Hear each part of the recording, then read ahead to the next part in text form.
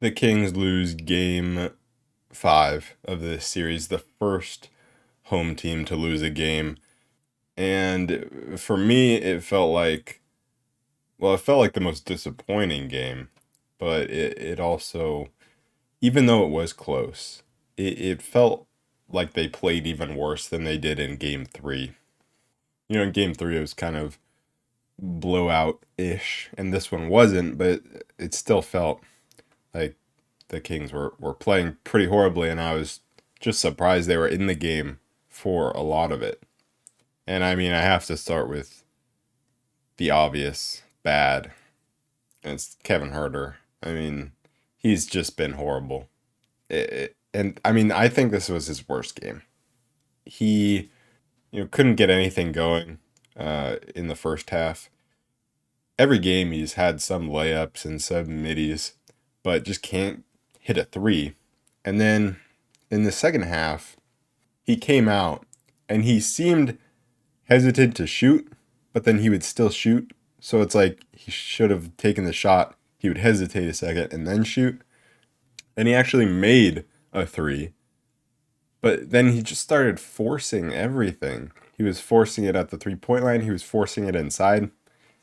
But the worst part of it all is just how horrible he was defensively. This was by far his worst game defensively of the series. He only played 16 minutes, but there were still three times that I can remember where Jordan Poole went straight past him, no resistance at all. And it was just, he was so bad defensively.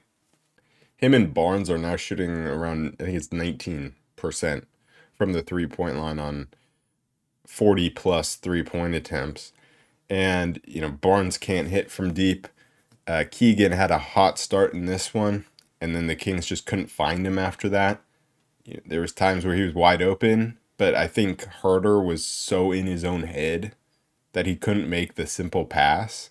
Like he was just thinking about how do I score? How do I get open for three? Should I shoot this or not? And he's just missing Keegan standing right next to him, wide open. And, Keegan scored 10 points quickly and then didn't touch the ball for practically the rest of the game. And that was really disappointing. Fox had a fast start from three. He went 3 for 3 from three, and then 0 for 7 after that. And the Kings were similar. They went 8 for 12 for three in the first quarter and then hit two the rest of the game. And you're just not going to beat the Warriors like that. And Fox was, taking too many threes. I wonder if his finger was giving him problems on drives because he was turning the ball over more than he normally does. He had 6 turnovers.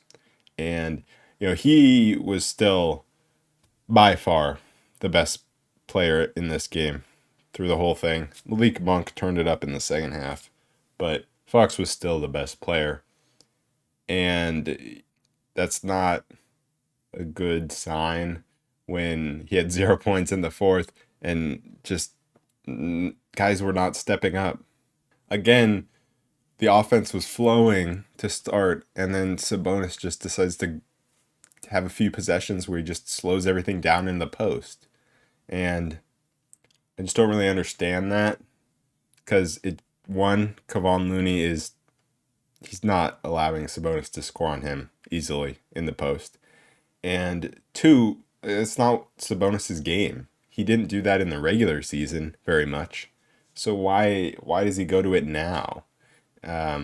He had a really rough one, turning the ball over a lot. And the Kings, a trend that continues for this whole series is when the Warriors turn it over and the Kings get out in transition, then they give it right back. The Kings cannot score in transition. I felt like the only times they were scoring in transition was when they were getting take fouls, but just way too many turnovers like that. And they're momentum killers because you get a steal, you're going the other way, and then all of a sudden you just pass it to the Warriors and they get an easy bucket at the other end, and it's a massive shift in the game, and that happened multiple times. And I think where the Kings really lost this game was at the end of the third quarter. They really just had a tough time winning the non-Steph minutes. And in the third quarter, I think they won those minutes, but not by a lot, by maybe 3 points. In the first half, it was they lost it. That's when they lost the lead. And then when Steph came back in at the end of the third, there was a massive Warriors run. And it was just because of the Kings not playing smart and just too many early shot clock threes for a lot of guys. And I mean, that's how the game ended, really. Was I mean, that was a big disappointment for me was when the Kings got it within, they had it within 3 and then with 40 or it was over 40 seconds. It was maybe over a minute left. And then Monk pulls for 3 and it's like it was open. So it's hard for me to get mad at that shot. But then it's the next shot where De'Aaron just pulls for 3. It's like why? There's 40 plus seconds left. You're only down 5.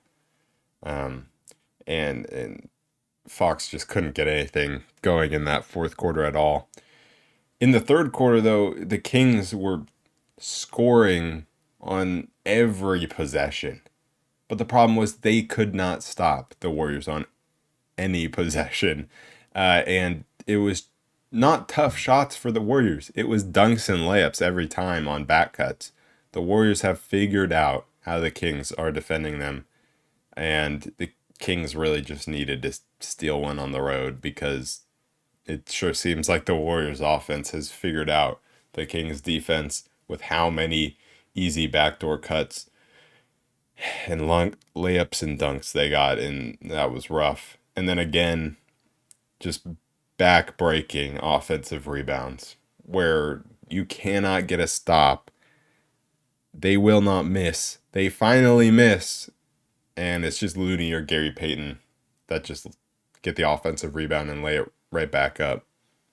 Looney is dominating on the glass, and he has all series, and it's not stopping. And Sabonis can't stop him. No one can stop him.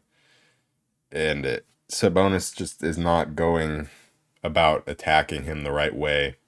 He's playing right into Looney's strength by trying to post him up every time.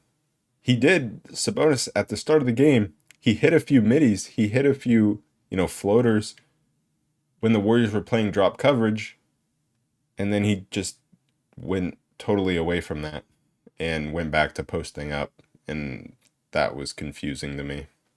In that first half, there was just, it was such a good start, and then we just had nothing the whole half from Huerter, Barnes, or Monk. And then in the second half, Barnes got going at one point, getting to the free throw line. Monk obviously got going, but Huerter couldn't stay in the game, and we couldn't get Keegan the ball at all. And Davion didn't keep hitting shots, and that's not really on him because he's been great offensively all series, and he started this game out really well, but he couldn't continue it. And him hitting those shots, that's just extra for him. He's making up for other guys by hitting those shots. So when he's not hitting them, like Barnes or Huerter just have to hit shots. They just can't hit a shot. The Kings have generated the most wide open 3-point attempts in the entire playoffs. And I think they were 15th in 3-point percentage. When 2 of your 5 starters are just giving you nothing offensively for very long stretches, Barnes had a good stretch at one point, but when he's not giving it to you for most of the game, you're just not going to win like that. And that was why it was surprising that we even won the first 2 games playing that poorly offensively, and now we're getting punished. And sometimes it really is as simple as they're just not hitting shots. I think Alex Len had his first bad stretch of the entire series, which is a wild thing to say. And that was in the third quarter. I think it was in the third quarter. He just made, a bad defensive play. He had picked up a loose ball foul. I think he had a turnover. So I would say it was the first bad minutes for him. But that's the thing. like you expect him to have those bad minutes, but you just don't expect to for Sabonis and Barnes and Herter to be struggling for as long as they have been. And for Barnes and Herter, it's just not knocking down shots, and then for Sabonis, it's just going away from what's worked and going away from your strengths and playing right into Kevon Looney's strengths. Monk tried to bring us back into the game with attacking the rim because that's exactly what we needed. That's exactly what he was doing. He's a great finisher, but it just wasn't enough. And I don't know if it was the finger bothering Fox or if he just ran out of gas because he played 42 minutes and he's been doing that the whole series. I don't know what it was, but he couldn't do anything in the fourth. He couldn't get inside. And he was good for 3 quarters and then just couldn't show up in the fourth, which is not normal for him. The Kings just got picked apart defensively, and then when they didn't, there was an offensive rebound. When they would force a turnover, they'd give it right back. Like, just you can't let Golden State's mistakes go unpunished. But that's exactly what the Kings are doing and have been doing all series long, because one of the Warriors' weaknesses is turnovers, and the Kings are just not punishing them off the turnovers. 14 turnovers for the Warriors and 19 for the Kings, which that's really bad. And the Warriors win the points off turnover battle by 5. It's not even like the Warriors are shooting the lights out. They are not. They're not shooting well from 3, but the threat that they pose from 3 is the problem, because no matter how poorly they shoot, you can't let them get an open shot. You can't let Curry or Thompson get an open shot, and you can't let Wiggins get an open shot. And so that generates those open dunks. And then on the Kings side, they can leave our guys open. Like, if we're not hitting, they're just leaving Barnes open off screens. They're going under. They're playing off Herter. They were giving him wide open looks, and he just wasn't taking them. So that's a big difference in terms of how the two teams have to defend each other. For the Warriors, Curry and Thompson were knocking down shots and making plays. And Wiggins as well was making some tough shots. And then, you have Kevon Looney doing his thing on the boards. But, I mean, the real rough one was Draymond Green coming off the bench and just giving the Warriors buckets. Just driving to the rim with little resistance and then hitting a Dirk fadeaway at one point. Like, that was right at the end to give him a 3-point lead as the Kings were trying to come back. So when he's doing that, and then he's also, doing what he does on the other end, that's just rough when you're already dealing with 3 pretty elite scorers plus Kevon Looney down low. It's just so frustrating that, 2 guys in Huerter and Barnes that are good 3-point shooters historically have not been able to even have one game between them where they shot well from 3 in 5 games. That is so rough. I mean, they're getting outperformed offensively by a rookie, and they need to step up. It's as simple as that. And obviously, it's going to be near impossible for the Kings to win this series now. I know it's only 2 games, but the Warriors just don't lose at home. They've only lost 1 game in their last 15 at home.